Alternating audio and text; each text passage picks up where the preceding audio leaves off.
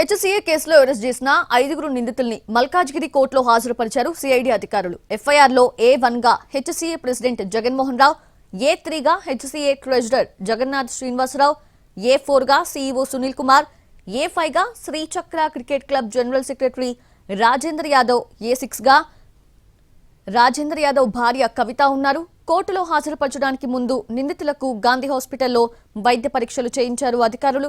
ఇక పరారీలో ఉన్న A2 గా ఉన్న హెచ్సీఏ సెక్రటరీ దేవరాజ్ రామచందన్ కూడా సిఐడి అధికారులు అరెస్ట్ చేశారు. ప్రెజెంట్ దేవరాజ్ రామచందన్ సిఐడి అధికారులు ప్రశ్నిస్తున్నారు. హెచ్సీఏలో 2 ఏళ్లలో 170 కోట్ల రూపాయలకు పైగా గోల్మాల్ జరిగినట్లు సిఐడి అధికారులు గుర్తించారు.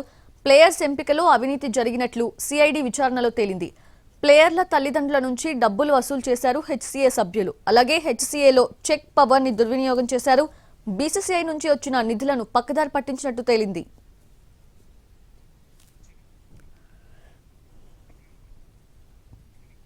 హెచ్సీఏ కేసులో అరెస్టు చేసిన 5 నిందితుల విచారణ ముగిసింది. అరెస్ట్ అయిన HCA president Jaganmohan Rao, treasurer Srinivasarao, CEO Sunil, general secretary Rajendra Yadav, అతని భార్య కవితను సిఐడి కార్యాలయం నుంచి గాంధీ హాస్పిటల్ కి తరలించారు.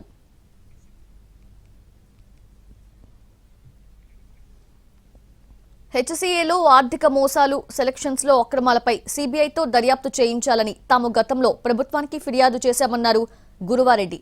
సుప్రీంకోర్టు కమిటీ ఆదేశాలను కూడా హెచ్సీఏ పాటించలేదు అన్నారాయన.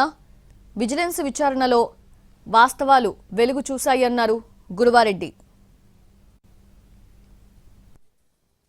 ఫ్రాడ్స్ మీద ఇంతకుముందు సుప్రీంకోర్టు అపాయింట్ చేసిన కమిటీ, తర్వాత అంతకుముందు హైకోర్టు అపాయింట్ చేసిన కమిటీలకు సంబంధించి ఏదైతే ఇన్వెస్టిగేషన్స్ జరిగినాయో, ఫోరెన్సిక్ ఆడిట్ జరిగిందో, అలాగా ఆ తర్వాత తీసుకోవాల్సిన యాక్షన్, ఎఫ్ఐఆర్ జరిగిన తర్వాత కూడా తీసుకోవాల్సిన యాక్షన్ ఇక్కడ జరగట్లేదు. కాబట్టి సిబిఐ కానీ, ఈడీ కానీ, లేకపోతే స్టేట్ గవర్నమెంట్ కానీ డైరెక్ట్గా ఇంటర్ఫియర్ అయ్యి వీళ్ళ మీద ఇన్వెస్టిగేషన్ చేయాలని మేము కంప్లైంట్ చేసిన విషయాలు కూడా ప్రస్తావించిన. వాళ్ళ ఫైనాన్షియల్ మిస్అప్రాప్రియేషన్తో పాటు వాళ్ళ మీద సెలక్షన్స్లో కరప్షన్ విషయంలో కానీ, తర్వాత పాలసీ విషయాలలో కాన్స్టిట్యూషన్ సరిగా ఫాలో అవ్వకపోవడం కానీ, ఇప్పుడు ఈ ప్రెసిడెంట్ ఎలక్షన్ విషయంలో కానీ ఫండమెంటల్గా చాలా ల్యాప్సెస్ జరిగినాయి. ఫైనాన్షియల్ ఫ్రాడ్స్ మీద ఇంతకుముందు సుప్రీంకోర్టు అపాయింట్ చేసిన కమిటీ, తర్వాత అంతకుముందు హైకోర్టు అపాయింట్ చేసిన కమిటీలకు